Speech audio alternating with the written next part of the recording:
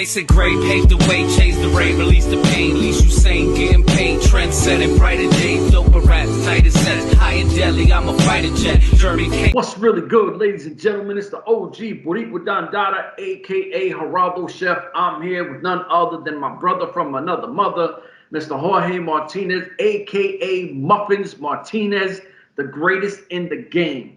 My brother, please talk to me real quick before we get into this one.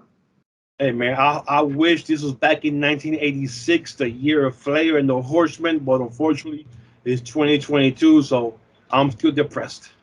So.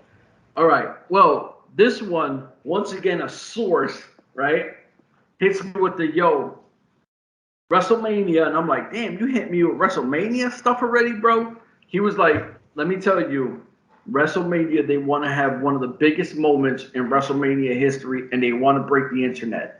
So now and you know me, when certain people in this industry talk to me, I don't bother them. I don't ask them anything. If they tell me, they tell me. But when you hit me with something like that, I got to ask who. You know, like if you're going to bait me, sometimes I got to bite the worm. I ain't got to pause. But so I asked who, and they were like, arguably the greatest UFC fighter of all time, Conor McGregor.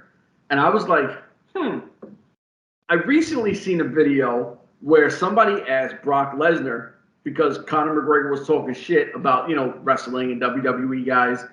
And Brock Lesnar and Paul Heyman were kind of making jokes. And he was like, his little 145 self, if he stood in front of me, then I would address him. And I was like, wow. The last time we seen something with Brock Lesnar was The Undertaker. And I was like, okay, UFC, they met at UFC once again. And I was like, I'm starting to see a pattern here. And I was like, me being a huge Conor McGregor fan, I would love Conor McGregor to walk out, throw somebody in a submission, whatever he does. But let's be honest, if Conor McGregor takes this seriously, comes to, WWE, it doesn't matter who he goes against. No one on WWE is going to be able to outtalk Conor McGregor. And if he actually takes it serious, unlike what I see with Ronda Rousey, Conor McGregor's moveset actually fits the wrestling industry. And I think Conor McGregor, if he comes out, he breaks the internet. Like, he would be the biggest thing that I think ever crossed over. I mean, unfortunately, Unconvinced is gone, but we know that some of the formula still stays here. And you know that there's no way in hell they're not going to go and get somebody big for WrestleMania. Right now, if it's Conor McGregor in a couple of months, like you said, that will generate so much money. So the buzz, if he comes back and stuff like that, WWE was the one who created the WrestleMania big moments when they bring people out that you will never expect to be there. They're there. So if they want to keep the same thing going, Conor McGregor will be one of the biggest surprises. I still don't know if they're still going to go forward with The Rock and Roman Reigns, since being in LA type deal thing. I don't know if that's still going to happen or not, but at least bringing Conor McGregor in, that will definitely bring a lot of eyes, a lot of money. I mean, and the bottom game of everything is money. You bring the money, you bring everything. Last year, everybody complains, WrestleMania has 2 days, they need to go back to 1 day. No. When COVID hit, they switched that to 2 days. And when they started doing WrestleMania outside, when they started doing it in Tampa, they saw they were making hundreds of millions of dollars. WrestleMania will never go back to a 1 day event again. They did money in Tampa. They gave $200 million to Dallas alone. Dallas made $200 million in 4 days because of everything they had going on, all the wrestling shows. So now imagine LA. They're going to make money. And WrestleMania is going to be a 2-day event. And who knows, this shit might turn into a 3-day event in the future. Starting shit on Fridays. Yeah. You do shit, you do 3 hours instead of having those 6-hour shows for 2 days. Now you have 3-hour shows Friday, Saturday, and Sunday. That's 9 hours. You could push it to 4 hours a day from 6 to 10, 7 to 11. It's a weekend, bro. You tell me that people don't want wrestling. Oh, listen, and right now, wrestling is back to a hotbed again. Because remember, there was like a dead zone where people were like, I'm not really feeling wrestling. With, and I do feel like WWE Triple H has got such a nice buzz.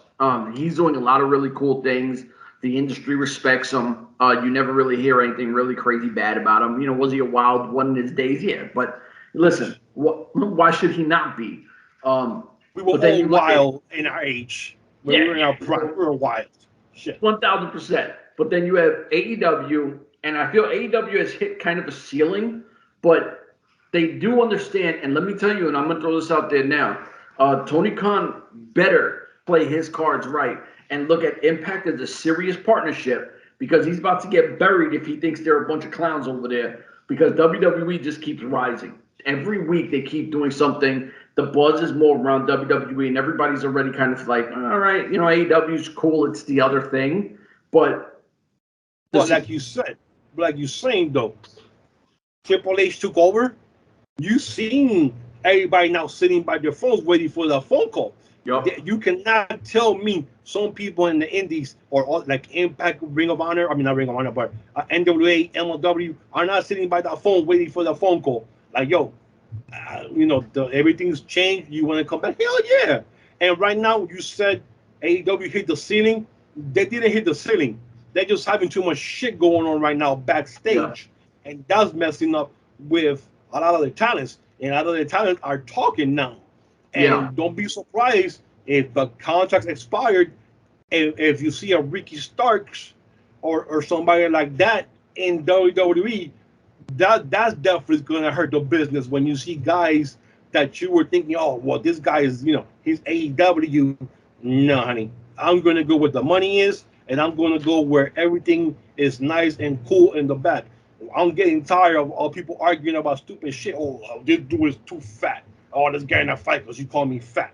Oh, this chick is hurting all the rest. Oh, I'm going to go hide in the bathroom. You want to believe some stuff, then you talk about it, and you don't want to believe shit, so you don't say nothing. It can't be either or. It's got to be both. So, but the thing with WWE is WWE, and this is where fans get upset when I say this, and I really don't care because it's the truth. WWE doesn't need anybody. They don't need a partnership. Would it be cool? Yeah, but they don't need it. It's WWE. The thing with AEW, if AEW was smart, they would literally sit back and go, you know what? Look at what WWE is doing. They're hot right now. You know, we could do hot. We could actually have a crossover with Impact Wrestling, who has guys who can wrestle against our guys. You got all these tournament things, and you still don't see it, and you have them in your back pocket, and you're like, how come we're not using our assets to build our brand up still?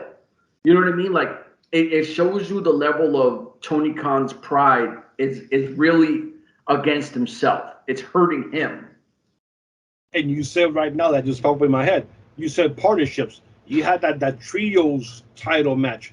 Why didn't you have a full, which you did? You had a Mexican AAA team, right? And the Los Ingobernables. Why couldn't you have throw in an Impact team in there? Yeah.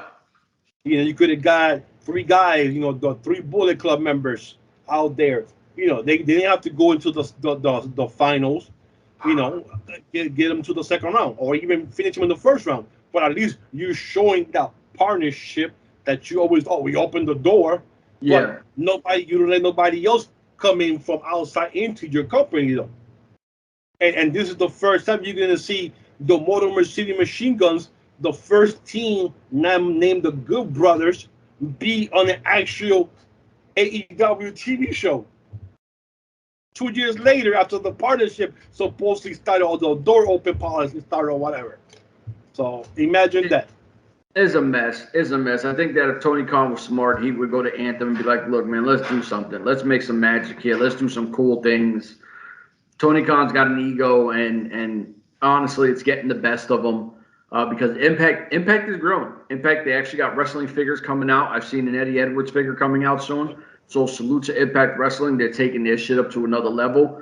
I think that'd be really cool if Chris Bay and Ace Austin's characters are Bullet Club, because they would sell more. You know what I mean? Like instead of it just being regular Chris Bay, regular, you market what you have and understand what the value is. But there's a lot of really cool things that Impact Wrestling is doing. So salute to them. And then you said that the action figures. MLW said a couple of months ago, "Oh, we're gonna do action figures. Oh, we're gonna do action figures." Now they're on a break, and here comes Impact already showing you the actual action figures out of nowhere. They didn't say anything. They just came out, just popped in. We already have them. Instead of saying, "Oh, we're gonna come out with them in the future," no, we already have them here. Here you go, right here. Eddie Edwards. Yeah, somebody else.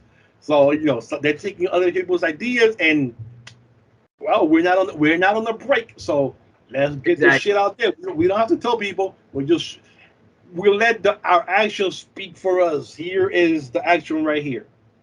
Yep. I'd rather believe you showing me that you did it instead of you telling me, "Oh, I'm gonna do this." It is different. It is different when you actually show it. The product is there. The product is there. So salute to them. Like I said, I'm all for Conor McGregor going to WWE. I think it's a huge thing. But if I was in a partnership and right now, to be smart, I would definitely be like, yo, look, man, like let's get a buzz going because what they're doing over there is they're killing it right now. For myself, the big homie, we out of here. Deuces.